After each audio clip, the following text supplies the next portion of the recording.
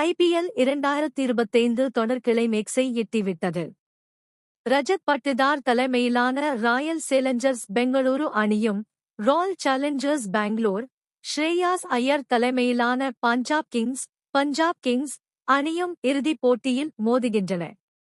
IPL 2025 இறுதிப் போட்டி குஜராத் அகமதாபாத் நகரில் உள்ள நரேந்திர மோடி மைதானத்தில் நாளை ஜூன் 3, இரவு 7:30 மணிக்கு தொடங்குகிறது.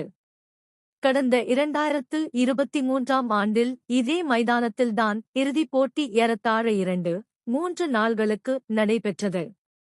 அப்போது CSK சாம்பியன் பட்டத்தை வென்றிருந்தது.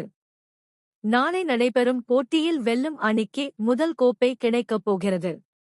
18 வருடங்களாக இரு அணிகளும் கடும் தவம் இருந்து போராடி வந்துள்ளன.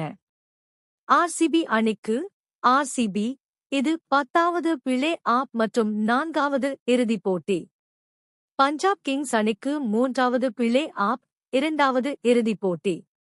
ஆனால் RCB captain Rajat Patidar IPL கோப்பையை வென்றதில்லை. மாறாக பஞ்சாப் கேப்டன் ஸ்ரேயாஸ் ஐயர் கடந்தாண்டுதான் கேகோர் அணிக்காக கோப்பையை வென்று கொடுத்தார். குவாலிபயர் 1 போட்டியிலேயே பஞ்சாப் அணியை BBKS வீழ்த்தி நேரடியாக இறுதிப் போட்டிக்கு வந்த RCBக்கு அவ்வளவு எளிதில் கோப்பையே கைக்கு கிட்டிவிடாது.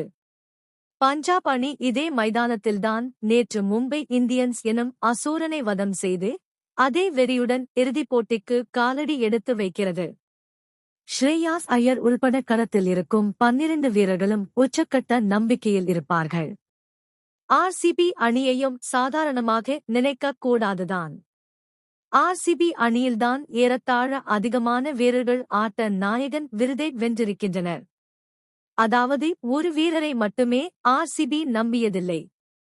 ஒரு அணி என்ற கூட்டு முயற்சியின் வெளிப்பாடே RCB இறுதிப் போட்டிக்கு தகுதி பெற்றதற்கு முதல் காரணம். அதுவும் 18 வருடங்களாக இந்திய கிரிக்கெட்டின் கிங்காக பார்க்கப்படும் விராட் கோலி ஒரு IPL கோப்பை கூட கிடைக்கவில்லை. எனவே பலரும் அந்த ஒரு காரணத்திற்காக RCB கோப்பை அடிக்க வேண்டும் என விரும்புகிறார்கள்.